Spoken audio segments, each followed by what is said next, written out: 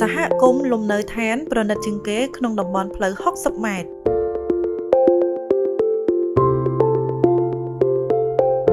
គម្រោងឯកជាសហគមន៍លំនៅឋានដំបងបង្អស់ដែលចំណាយផ្ទៃដីជាង 40% នៃគម្រោងដើម្បីកសាងហេដ្ឋារចនាសម្ព័ន្ធរួមមានខ្លោងទ្វារគម្រោងឯកឈរយ៉ាងរឹងមាំរងចាំស្វាគមន៍ម្ចាស់សហគមន៍និងផ្ដល់សេវាការពារយ៉ាងម៉ត់ចត់ល្អិតល្អន់គ្រប់វិថីតូចធំក្នុងគម្រោងឯកប្រៀបបានទៅនឹងសរសៃឈាមនៃគម្រោងគ្របដណ្ដប់ដោយរុក្ខជាតិធំផ្ដល់ម្លប់ត្រឈឹងត្រឈៃញ៉ាំងឲ្យបរិយាកាសក្នុងបុរីកាន់តែគួរឲ្យចង់រស់នៅ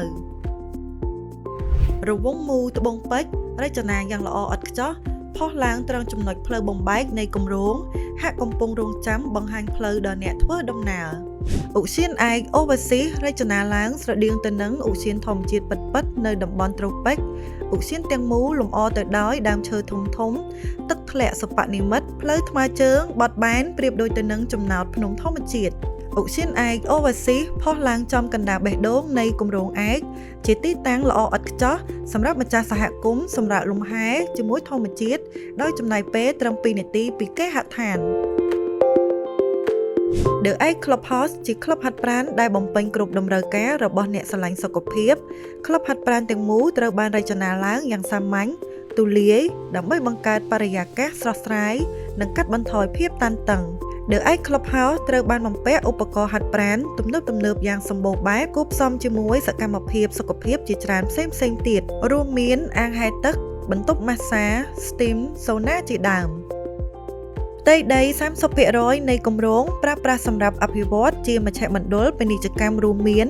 អគារពាណិជ្ជកម្ម The Egg ជាទីតាំងសម្រាប់ធ្វើបដិសណ្ឋារកិច្ចយ៉ាងល្អឥតខ្ចោះដូចជាការិយាល័យសម្រាប់ជួលសាលប្រជុំសាលសិក្ខាសាលាសាលសម្រាប់ប្រារព្ធពិធីជប់លៀងខួបកំណើតឬកម្មវិធីផ្សេងទៀតThe Egg Mall ប្រជុំទៅដោយផ្លាកយីហោអគារពាណិជ្ជកម្មល្បីៗរួមមានសម្លៀកបំពាក់កាបូបសម្ភារៈប្រើប្រាស់ព្រមទាំងហាងកាហ្វេហាងអាហារគ្រប់ប្រភេទគម្រោងឯកប្រកបទៅដោយវីឡាលំដាប់ខ្ពស់ទំនើបស៊ីវិល័យពេញនិយមគ្រប់សម័យកាលចំនួន6ប្រភេទរួមមាន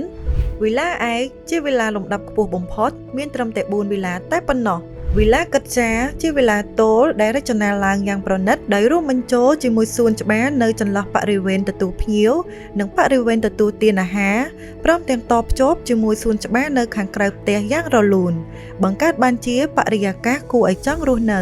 វីឡាឆ្នើមជាវីឡាតូលប្រណិតរចនាឡើងដោយយកលំនាំតាមបែបសហសម័យព្រមទាំងការបើកទូលាយជាន់ផ្ទាល់ដីជារចនាបថថ្មីប្លែកវីឡាឆ្នើមព្រីស្ទិកត្រូវបានរចនាយ៉ាងយកចិត្តទុកដាក់ដោយបើកទូលាយជាន់ផ្ទាល់ដីជាការរចនាថ្មី